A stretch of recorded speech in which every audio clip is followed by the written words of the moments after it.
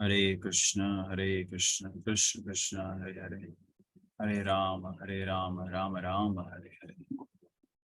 जय राधा माधव कुंज बिहारी, जय राधा माधव कुंज बिहारी, जय गोपी जन वल्लभा गिरिवरधारी, जय गोपी जन वल्लभा गिरिवरधारी,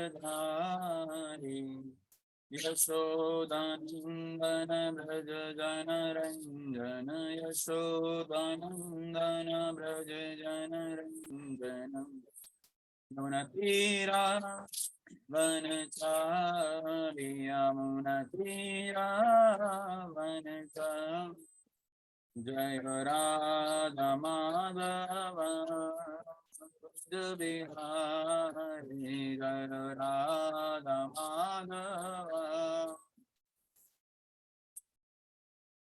हरे कृष्ण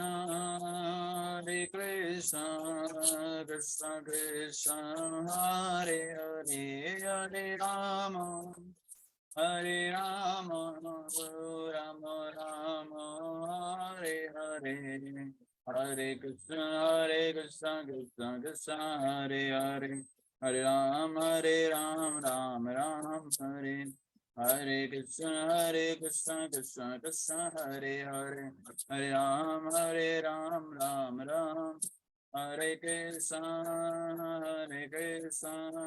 कृष्ण कृष्ण हरे हरे, हरे राम राम राम हरे हरे। दया प्रभुपादा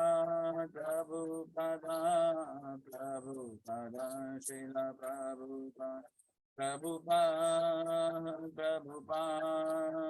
गुरुदेव निताई गौर प्रेमानंदे, हरि हरि बोल। Hare Krishna to all of you, आप सबको मेरा प्रणाम। आज के श्रीमद् भागवतम सत्र में आप सबका स्वागत। श्रीमद् भागवतम 30वां स्कंद पढ़ रहे हैं, हम अध्याय 30, जिसका नाम है भगवान कपिल द्वारा विपरीत कर्मों का वर्णन। इसके आखिर के 2 श्लोका जो है पेंडिंग है, श्लोक संख्या 33 एंड 34। इसी के साथ आज ये हम चैप्टर कवर कर देंगे। जैसा आप सब डिवोटीज देख रहे हैं कि आज का सेशन यूट्यूब पे जो है देख पा रहे हैं आप, क्योंकि हम अभी जम्मू में नहीं हैं, तो इस कारणवश जूम पे ना होते हुए यूट्यूब पे जो है इसका रिकॉर्डिंग प्ले किया जा रहा है।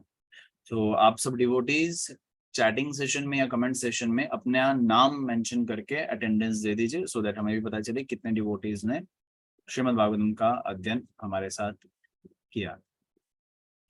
सो पैटर्न वही रहेगा, हम श्लोक संख्या पढ़ेंगे और आप सब अपने एंड से भी श्लोक संख्या पढ़ना चाहे तो पढ़ सकते हैं, स्क्रीन पे आपके शेयर किया जाएगा। प्रारंभ करने से पहले हम मंगलाचरण करेंगे, तो आप अपने घर पे बैठ के मंगलाचरण हमारे साथ एक साथ पढ़ने का प्रयास कीजिए। ओम नमो भगवते वासुदेवाय, ओम नमो भगवते वासुदेवाय, ओम नमो भगवते वासुदेवाय। नारायण नमस्कृत्यं नरं चैव नरोत्तमं देवीं सरस्वती व्यासं ततो जयमुदीरयेत्। नश्च प्रायेषु भद्रेषु नित्यं भागवत सेवया भगवते उत्तम श्लोके भक्तिर्भवति नश्चति। जैसा आप सब डिवोटीज मंगलाचरण देख रहे होंगे, तो आप सब भी अपने अपने एंड से पढ़िएगा। आज हम आवाज नहीं सुन पाएंगे, लेकिन आप सब पढ़ सकते हैं। ओम अज्ञानं तिमिरन्धस्य ज्ञानाञ्जनशलाकया चक्षुरुन्मिलितं येन तस्मै श्रीगुरुवे नमः। श्रीचैतन्यमनोभीष्टं स्थापितं येन भूतले स्वयं रूपकदा मह्यं ददाति सपदं वन्देऽहं श्रीगुरु श्रीयुतपदकमलं श्रीगुरुं वैष्णवं च श्रीरूपं सार्गजतं सगण रघुनाथं तं सजीवं साधुवेतं सावधूतं परिजनसहितं कृष्ण चैतन्यदेवं श्रीराधा कृष्ण पद सगण ललिता शिवशाखान्वितं च। हे कृष्ण करुणा सिंधु दीनबंधु जगतपते गोपेश गोपिकांत राधा कांत नमस्तुते। तप्त कांचन गौरांगे राधे वृंदावनेश्वरी वृषभानुसुते देवी पमामि हरिप्रिये। वाञ्छाकल्पतरुभ्यश्च कृपा सिन्धुभैव च पतितानां पावनेभ्यो वैष्णवेभ्यो नमो नमः। जय श्री कृष्ण चैतन्य प्रभु नित्यानंद श्री अद्वैत गदाधर शिवासादि गौर भक्त वृंद हरे कृष्ण कृष्ण कृष्ण हरे हरे हरे राम राम राम हरे हरे मुखं करोति वाचनं भंगं लंघते गिरिं यत्कृपातमहं वन्दे श्रीगुरुं दीनतारिणं नमः।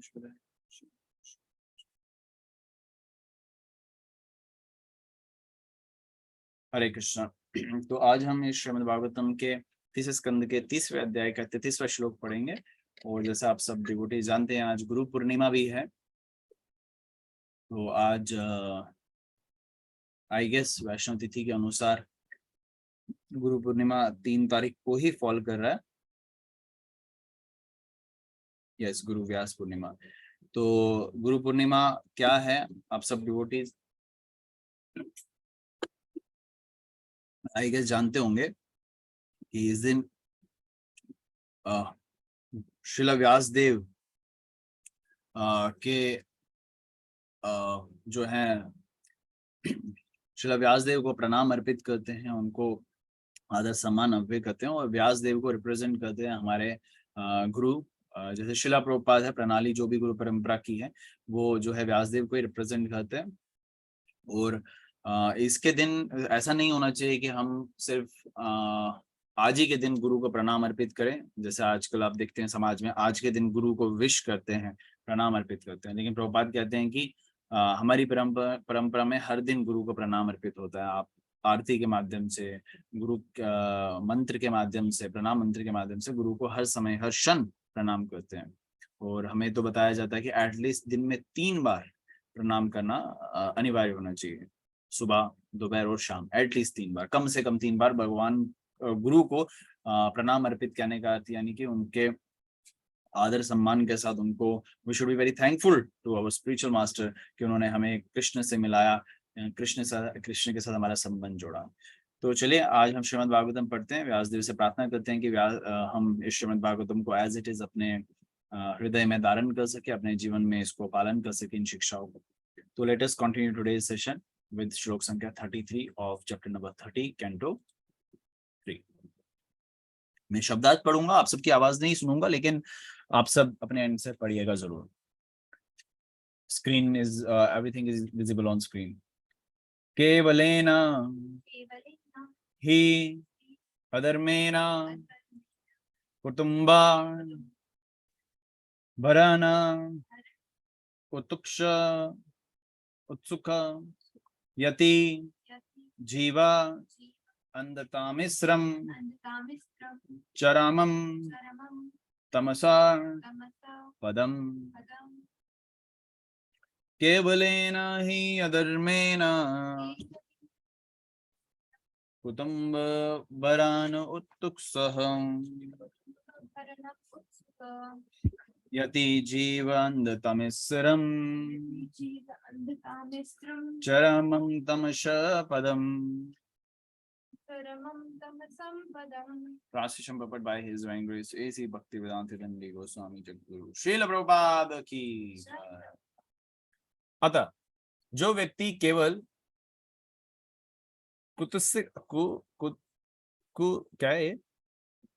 कुत्सित साधनों से अपने परिवार तथा कुटुंबियों का पालन करने के लिए लाहित रहता है, वे निश्चय ही अंधतामस नामक गहनतम नरक में जाता है, जो हम पीछे पढ़ चुके हैं। आशा करता हूँ मेरी आवाज आप सब तक आ रही होगी क्लियरली। चैटिंग सेशन के माध्यम से हमें जरूर बताइएगा। हम इसको पढ़ भी रहे हैं साथ साथ कि कौन डिवोटीज अटेंडेंस दिए हुए हैं। मतलब I have requested earlier as well कि आप अपना नाम मेंशन करें, तो हमें पता तो चले कौन कौन पढ़ रहा है या कौन कौन सुना है। बाद में भी सुन सकते हैं, तो भी कमेंट में हमें बता दीजिएगा कि that you have attended this session. तात्पर्य, इस श्लोक में 3 शब्द अत्यंत महत्वपूर्ण है। केवल लेने का अर्थ है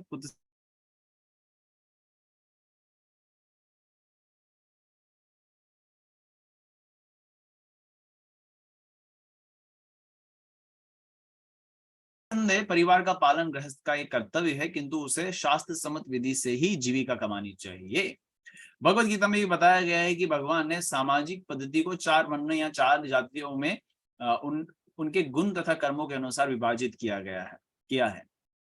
भगवत गीता के अतिरिक्त प्रत्येक समाज में मनुष्य अपने गुण तथा कार्य के अनुसार ही जाना जाता है। उदाहरणार्थ लकड़ी का काम करने वाला बढ़ई कहलाता है और लोहे तथा निहाई का काम करने वाला कुल लोहार कहलाया जाता है।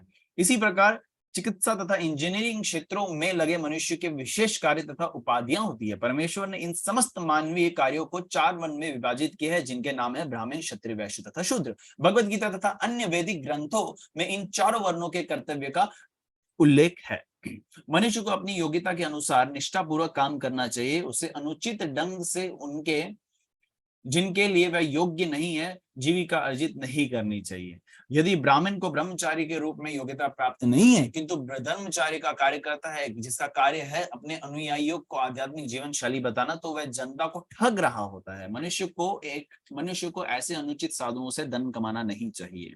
यही बात क्षत्रिय तथा वैश्यों पर भी लागू होती है। इसका विशेष उल्लेख है कि जो लोग कृष्ण भावनामृत में अग्रसर होने चाहते हैं, उनकी जीविका के साधन अत्यंत न्यायोचित तथा जटिलता रहित होने चाहिए। यहाँ इसका उल्लेख है कि अनुचित साधनों से जीविका पार्जन करता है, उसे गहनतम नरक में बेचा जाता है। अन्यथा यदि वह शास्त्रोक्त विधि से ईमानदारी के साथ परिवार का भरण करता है, तो पारिवारिक व्यक्ति बनने में किसी को आपत्ति नहीं होगी।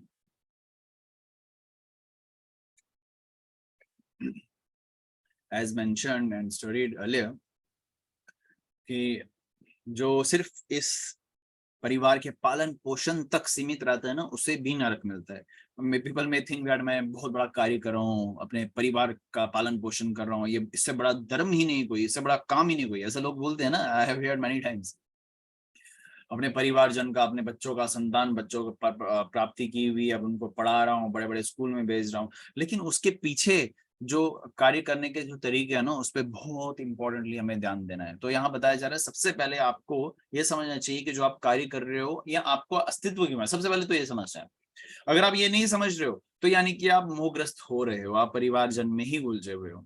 अगर आप ये समझे हुए हो कि आपके जीवन का अस्तित्व क्या है, तो ये जान लो कि आपकी सेवा, आपके जीवन का अस्तित्व आपके परिवारजन की या आपकी इंद्रियों की सेवा करने के लिए आपको ये शरीर नहीं मिला था। सिर्फ मनुष्य शरीर आपको अगर मिला है, ये मिला था कि आप भगवान की सेवा करके पुनः अपनी जो अवस्था है उसको प्राप्त कर सको, जो आपकी ओरिजिनल पोजीशन है उसको प्राप्त कर सको। वो है भगवान की सेवा ही करना, प्रसन्न रहना भगवान की सेवा करके। Now what we are trying to do, हम प्रसन्न ही रहना चाहते हैं। एवरीवन इज वर्किंग हार्ड, किस लिए? ताकि वो खुश रह सके। अब वो खुशियां अलग अलग जगह में ढूंढता है। कोई अपने शरीर को तंदुरुस्त रखने में ढूंढता है ना, जिम वगैरह करते हैं। कोई क्या करता है, अपोजिट जेंडर में ढूंढता है। सबसे बड़ा उसको लगता है प्रसन्नता का कारण सबसे, और कितना परिश्रम करता है, इस अध्याय में भी वर्णन हुआ कितना परिश्रम करता है। फिर जब वो उसको मिल जाता है, अपोजिट जेंडर, विपरीत लिंग उसको मिल जाता है, पत्नी के रूप में हो, आजकल तो गर्लफ्रेंड्स वगैरह चल रहे हैं, तो गर्लफ्रेंड के रूप में हो, लिव इन गर्लफ्रेंड मतलब आई मीन टू से लिव इन, जो आजकल चल रहा है शिवा शादी से पहले ही। तो इस तरीके से वो क्या करता है, संतान उत्पत्ति करता है, और वो संघर्ष करने लगता है। एक तो संघर्ष करने के बाद वो क्या हो जाता है, मोहग्रस्त हो जाता है, और संतान उत्पत्ति करने के बाद और ज्यादा हो जाता है, क्योंकि अब उसका सेंटर ऑफ अट्रैक्शन या centre of doing the work is only and only family life. और वो काम करते करते भूल जाता है कि ये कार्य मुझे असल में किसको समर्पित करना था, भगवान श्री कृष्ण को। उसका फल मुझे कृष्ण को अर्पित करना था। यहाँ पे वही बताया जा रहा है कि वो इसमें फंस जाता है और वो जकड़ा जाता है। असल में हमारा जो समाज है या मानवीय कार्य है, वो ह्यूमन एक्टिविटीज हैं, वो डिवाइड हो रखी है। वो भगवान ने डिवाइड की थी, not for the, I will not say for the devotees, for the जो परम वैष्णव उनके लिए की बात नहीं हो रही है, लेकिन जो लोअर कैटेगरीज के व्यक्ति हैं, जो अभी भी अटैच हैं कहीं ना कहीं पे थोड़ा बहुत, उनके लिए जो है ये 4 टाइप्स ऑफ एक्टिविटीज में कार्य करना बहुत अनिवार्य था। जैसे ब्राह्मण, क्षत्रिय, वैश्य एंड शूद्र। Those who have not come out of the 3 गुना, सतोगुण, तमोगुण और रजोगुणों से जो बाहर नहीं आए हुए, उन लोगों के लिए कार्य करना बहुत इंपॉर्टेंट था। यानी कि जो ब्राह्मण प्रवृत्ति का है वो क्या करेगा, ब्राह्मण कार्य करेगा, और क्षत्रिय प्रवृत्ति का है वो क्षत्रिय कार्य करेगा। वैसे ही शूद्र और वैश्य के लिए भी वर्णन था कि अगर ऐसे करने से क्या होता, वो कृष्ण को समर्पित करता वो कार्य, और इससे सोसाइटी भी अच्छी चलती। कि अगर ब्राह्मण प्रवृत्ति यानी कि जिसकी मेंटालिटी या नेचर ऑफ वर्क ब्राह्मण करने की है, वो वैसा कार्य करेगा तो वो उस फील्ड में ज्यादा अच्छा करेगा। आजकल मोटिवेशन लेक्चर्स भी यही बोलते हैं जिसमें आपका इंटरेस्ट है वही काम करो, बोलते हैं ना। तो वैसे ही यहाँ पे भी बताया गया, ब्राह्मण क्षत्रिय वैश्य शूद्र, इंटरेस्ट कहने का अर्थ यहाँ पे कि जिस तरीके का नेचर ऑफ वर्क के लिए आप बने हुए हो उस तरीके से काम करोगे तो ज्यादा आप प्रगति कर पाओगे या प्रसन्न रह पाओगे और कृष्ण को समर्पित कर पाओगे। नो, सिस्टम बहुत ऊपर नीचे हो चुका है ना, सिस्टम बहुत ऊपर नीचे हो चुका है, कोई भी अपनी फील्ड में खुश नहीं है। जैसे आई ऑल्सो गो ऑफिस, मेरा भी जाता है 9 to 6 ऑफिस चलता रहता है, मैं भी खुश नहीं होता हूँ। बिकॉज वाई, बिकॉज मेरा नहीं है वैसा कि मैं वैश्य शूद्र जैसे कार्य कर सकूं। मैं ब्राह्मण जैसे कार्य भी नहीं कर सकता, लेकिन वैश्य शूद्र जैसे कार्य करने की मेरी प्रवृत्ति नहीं है। I want to be in more into the mode of goodness, मैं गुडनेस में ज्यादा रहने का प्रयास करना चाहता हूँ। मैं शास्त्रों का अध्ययन प्रचार कार्य में ज्यादा जाना चाहता हूँ, ज्यादा से ज्यादा जाना चाहता हूँ, लेकिन अब वो नहीं कर पा रहा हूँ, वहां रहता हूँ तो खुश नहीं रहता हूँ। और most of the people are not happy. Two reasons, again one reason is that कि they are not having Krishna as centre, second reason is that they are not doing according to the वर्ण आश्रम, वो वर्ण आश्रम के द्वारा जो कार्य निर्धारित किए गए हैं उसके द्वारा वो कार्य नहीं कर रहे हैं। ठीक है, अब बताया जा रहा है यहाँ पे one should work honestly according to his qualification. यहाँ पे ऐसा बिल्कुल भी नहीं बताया गया रेस्पॉन्सिबिलिटी से किसी को पीछे हटना है। यहाँ पे तो बताया गया, भगवान तो खुद प्रेरित करते हैं अर्जुन को, तुम काम करो। अर्जुन तो नहीं करना चाहता था काम, यहाँ तो अर्जुन को खुद भगवान जो प्रेरित करते हैं तुम काम करो। यहाँ बताया गया वन शुड वर्क, काम करना चाहिए, और कैसे करना चाहिए, ऑनेस्टली, और किस तरीके से करना चाहिए, according to his qualification. He should not earn his livelihood unfairly, उसको अपनी जीविका ऐसे नहीं, अनफेयरली मतलब होता है बिना किसी पक्षपात के, बिना किसी सोच समझ के काम करना चाहिए, उसको मनन करना चाहिए, रियलाइज करना चाहिए what is right and what is wrong. अब गलत हो जाता है तो सारी चीजें गलत हो जाती है। जैसे अगर आप देखेंगे हमारे यहाँ पे क्या होता है कि बोलते हैं कि नहीं वो तो ब्राह्मण परिवार से है, और ब्राह्मण परिवार से उसके जो लाइनें चलती आ रही है, अगर वो पंडितों वाला, पंडित मतलब जो पुरोहित वाला कार्य होता है, अगर वो करते आ रहे हैं तो उसका बेटा वही कार्य करता है। और उसकी प्रवृत्ति वो नहीं होती है, वो क्या करता है, मांसाहार कर रहा होता है, सिगरेट पी रहा होता है, शराब भी पी सकता है, और भी गलत कार्य, प्याज लहसुन खाता है, लेकिन वहां से ब्राह्मण कार्य कर रहा होता है। क्योंकि उसके दादा परदादा बेशक ब्राह्मण हो सकते हैं, वो पुरोहित वाले कार्य कर रहे थे, लेकिन अब जो वो खुद है, खुद तो वो इम्प्योर है, खुद वो ब्राह्मण जैसे उसकी प्रवृत्ति है नहीं, लेकिन फिर भी वो कार्य कर रहा है। तो यानी कि उसके द्वारा जो भी यज्ञ वगैरह या किसी भी प्रकार का अनुष्ठान किया जा रहा है वो जो है वेस्ट जाता है, और इवन उसको तो नरक मिल ही रहा है। कौन सा नरक मिला है, अंधता मिश्र, और जो करवा रहे हैं उनको लिए भी नरक बना हुआ है, बिकॉज दोनों तरफ से फंसे हुए हैं ना, वो भी ऐसा ही और वे भी ऐसा है। So it is cheating, it is like cheating the public. यहाँ प्रभुपाद बता रहे हैं ये चीटिंग द पब्लिक है, लोगों को ठगने वाली बात है। अगर वो शास्त्र को रेफरेंस लेके कोई भी कार्य करे तो क्या होगा, सारे कार्य सही होंगे। भगवान का भक्त का हमेशा यही प्रयास रहता है, जो मैं कार्य कर रहा हूँ क्या वो शास्त्रों के साथ उसका जो सिंक्रोनाइज चल रहा भी है या नहीं, क्या शास्त्रों के बिल्कुल विपरीत है। कोई भक्त को मांसाहार कसाई खाने की परमिशन नहीं होगी, या उनको प्रमोट करने की परमिशन नहीं होगी, जो भगवान का भक्त बनना चाहता है या बनने का प्रयास कर। So we have to give very deep thought on this points कि क्या सही है क्या गलत है, और मोस्ट इंपॉर्टेंटली आप ये दूसरों को बता सके, इसलिए आप जो है इनको अच्छे से अध्ययन कर सके करें। ओके, सो नेक्स्ट श्लोका पे आते हैं। श्लोक संख्या 34।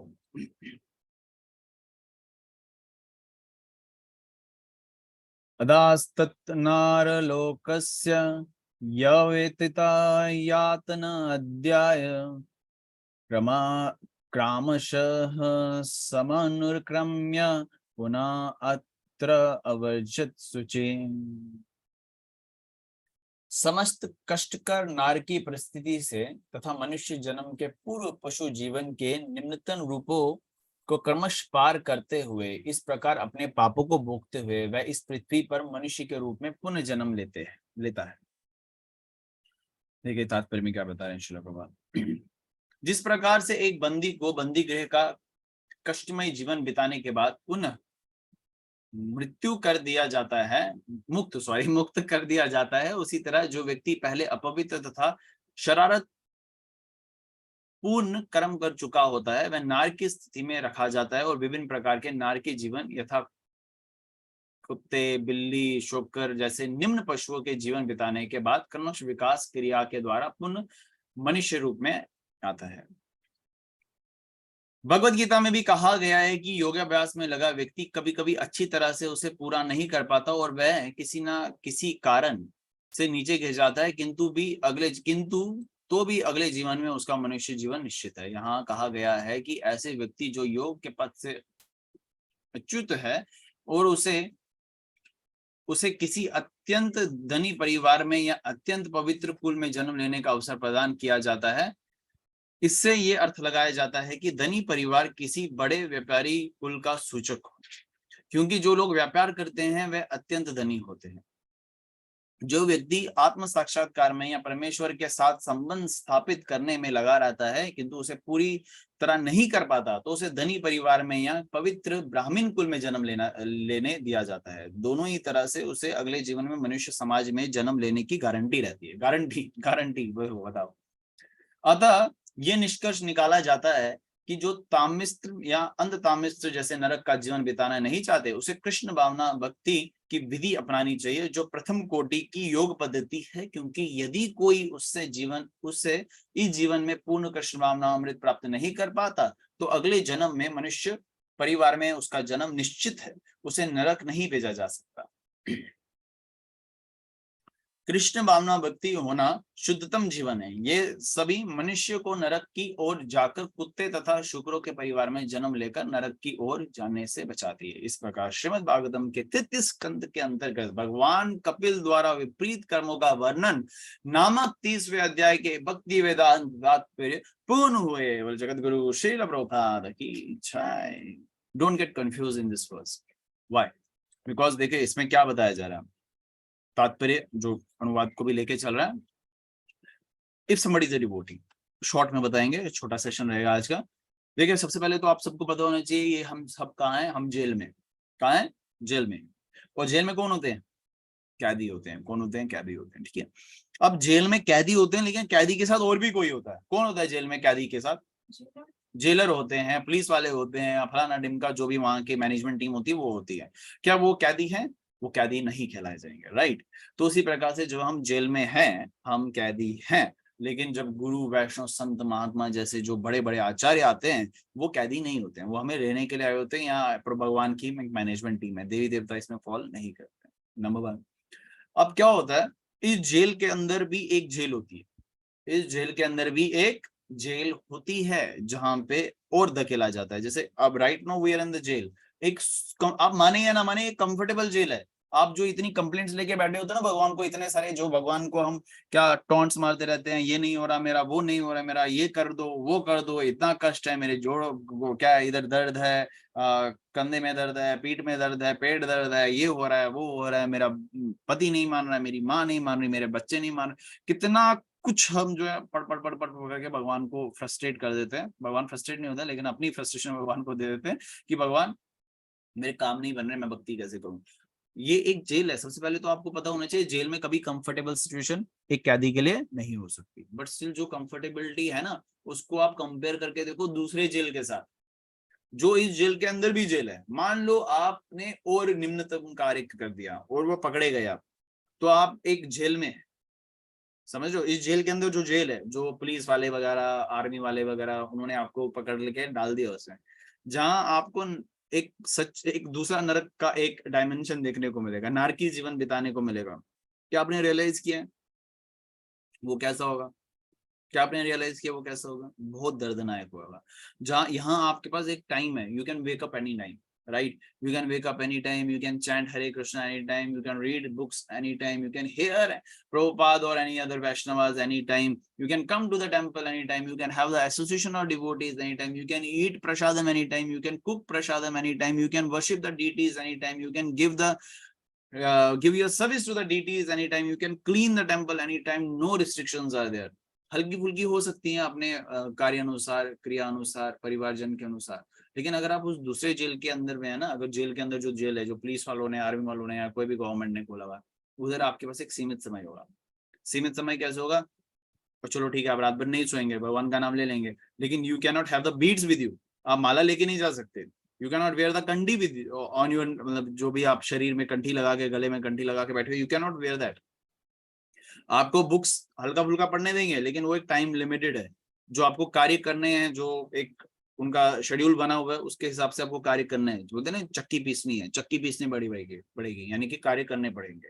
तो वहां पे कितनी ज्यादा रिस्ट्रिक्शंस है। वो कब के वो मिलता है जब आपने कोई गलत कार्य किया और आप पकड़े गए हो। लेकिन जब हम यहाँ गलत कार्य करते हैं ना, तो दूसरा एक और नरक है, एक और जेल है जहां हमें उसका दंड मिलता है। देखो हम सब ने गलत कार्य किए हैं सबसे पहले, तभी that's why we all are here.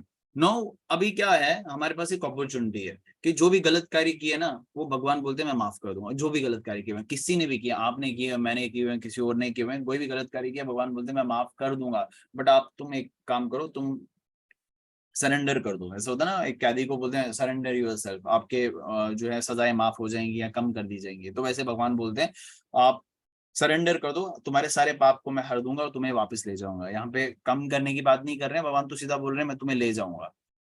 अब बताया जा रहा है आपको लेने के लिए भगवान या भगवान के दूत आ रहे हैं, भगवान के वैष्णव संत आ रहे हैं, और आप ड्यूरिंग द जर्नी आप जो है फेल हो जाते हैं, you are not able to do that your devotion, Krishna conscious devotion properly. तो अब क्या होगा, फिर क्या होगा, फिर आपके साथ ये होगा, आपको एक और मनुष्य जीवन मिलेगा वहीं से कंटिन्यू करने के लिए। अगर आपने 40% डिवोशन किया 41 से होगा, अगर 70% किया 71 से होगा कि कंटिन्यू करना होगा। और उसके बाद डिवोशन आगे प्रोसेस कर सकते हैं, यहाँ पे बताया गया, भगवत गीता में बताया गया। यहाँ तो आप बिजनेस क्लास में जन्म ले सकते हैं, तो ब्राह्मण कार्य में परिवार में जन्म ले सकते हैं, and you can continue your devotion accordingly. फिर आगे क्या बताया जा रहा है, लास्ट पार्ट।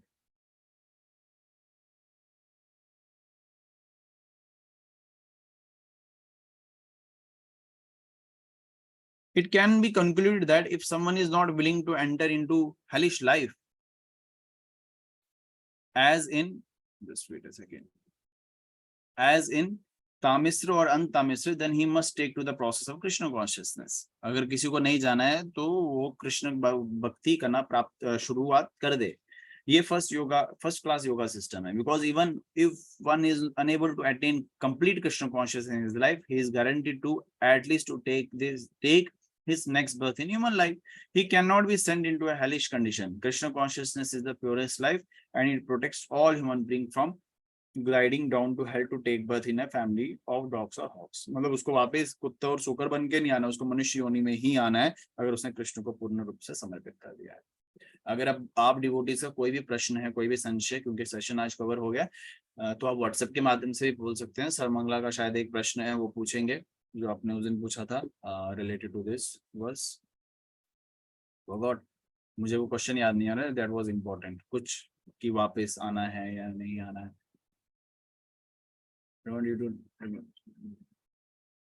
प्रश्न पूछते हैं तो याद रहना चाहिए, उत्तर याद नहीं रहेगा। जो आपने उस दिन बोल रहे थे कि जब कोई भक्ति करता है तो वापस आता है तो उसको हेलिश कंडीशन फेस करना होता है, समथिंग क्वेश्चन वाज रिलेटेबल।